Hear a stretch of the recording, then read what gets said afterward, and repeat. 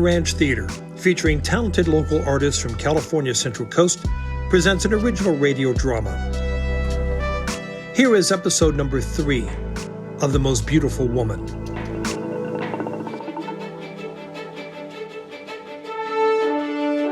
Good morning, Los Angeles. It's Wednesday, May 5th, 2025, and you're listening to KPCC, Public Radio for Southern California.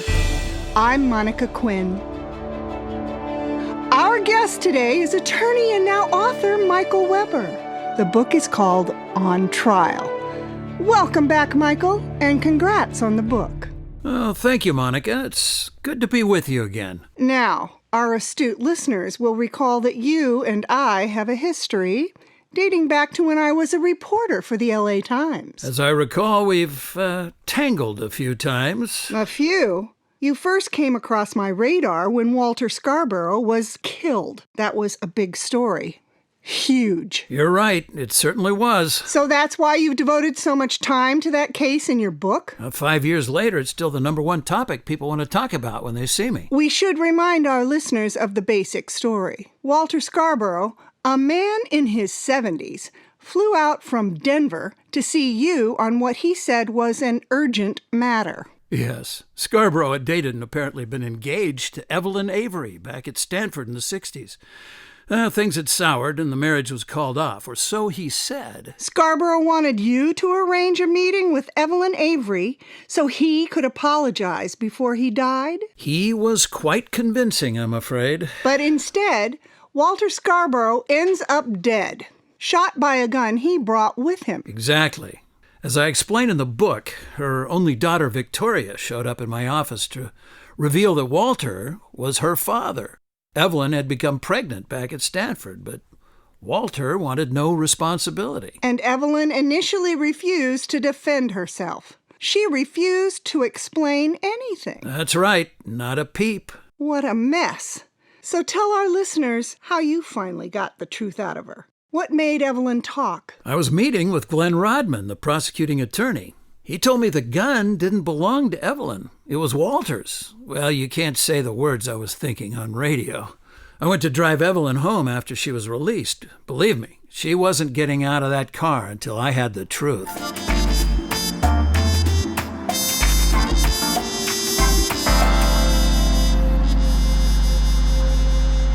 All those reporters back there.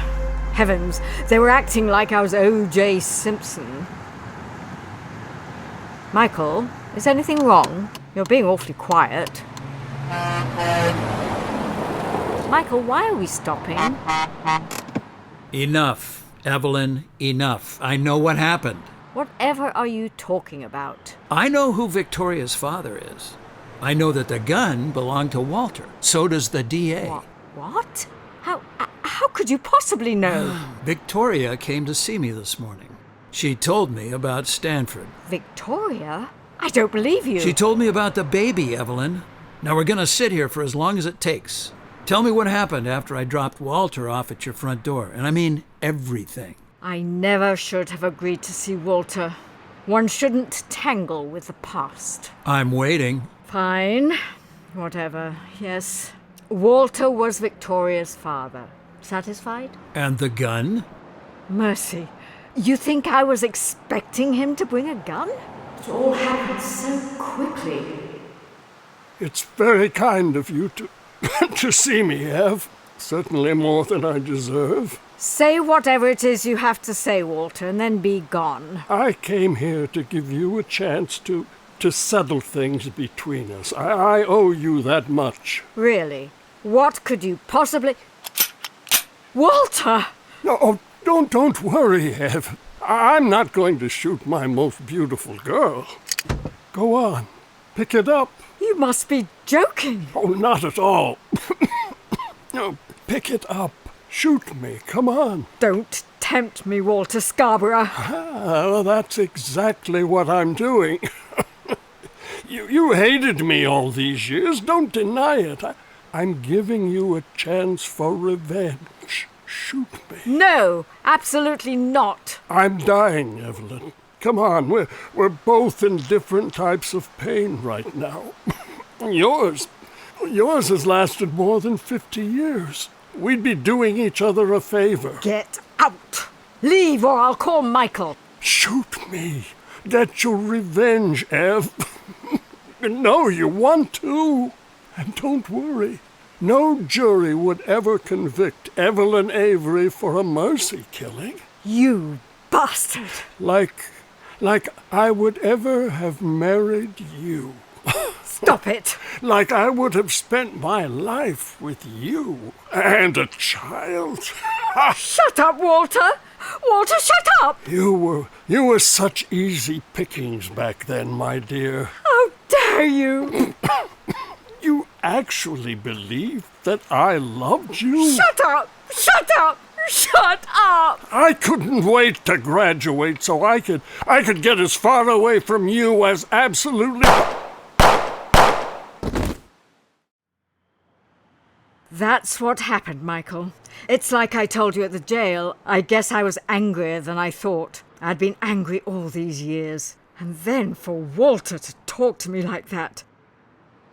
Do you understand? I do, Evelyn, I do. But will a jury? Come on, let's get you home. Victoria's waiting.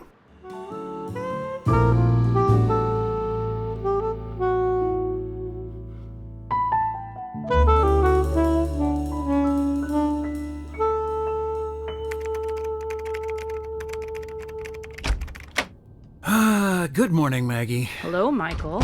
Tell me you got some sleep last night. Not enough, for sure. What's happening here? The Coopers are coming by at 11.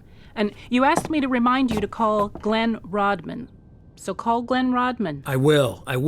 And this letter was sent to you by courier. A letter? Who sends a letter anymore?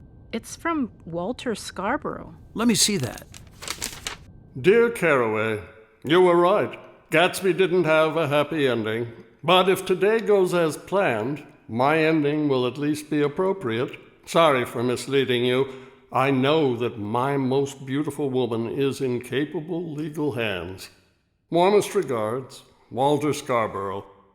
P.S. I thought you might enjoy this photo of Ev and me from a happier time. I never could beat her at tennis.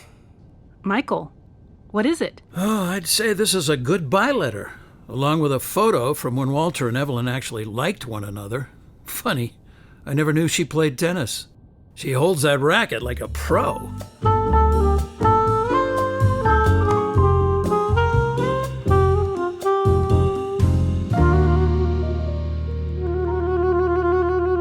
We should meet for lunch, Weber. I don't have time, Glenn. I'm surprised you do. Suit yourself. I was going to do you a favor. Let you peek at the preliminary report on Walter Scarborough while you buy me lunch. But... Email it to me. Well, I could. Maybe tomorrow, if I remember. You know, I forget things when I get hungry. Send it now, Glenn. Takes 2 seconds. Send it, and I'll owe you lunch. Musso and Frank's? Send it. Done.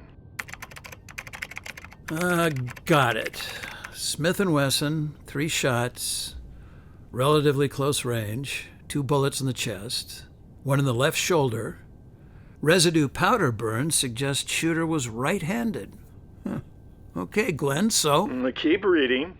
Fingerprint analysis show definite prints on the gun for Evelyn Avery, Walter Scarborough. And? Partial print, unidentified, source unknown. Good luck with that one. Give me a call when you're ready for Musso and Frank's. Bring your credit card. Partial print, unidentified, 3 bullets, close range. Shooter was right-handed, close range. Shooter was right-handed. Right-handed. Maggie! What do you need, Michael? The photo. Where's the photo? I need that picture of Evelyn and Walter. Where is it? Hang on. It's on my desk. I need that photo, Maggie. Here. I got it. What is it, Michael? What's so important about that photo? Oh, nothing. Just that I don't think Evelyn shot Walter Scarborough. You better call and cancel the Coopers. Whoa! What did Michael Weber see in that photo of Evelyn and Walter? And if Evelyn didn't shoot Walter, then who did? All will be revealed in the fourth and final episode of The Most Beautiful Woman. The Most Beautiful Woman is a production of Sharon Ranch Studios, written by Dave Congleton, directed by Brent Keast. Radio host Monica Quinn was played by Cheryl Keast. Christine Miller was Maggie Cook. Scott Sebi was Glenn Rodman. Evelyn Avery was played by Rosh Wright, and Michael Seabrass was Walter Scarborough. Brent Keast played Michael Weber. This is Dave Congleton, speaking on the Sharon Ranch Radio Network.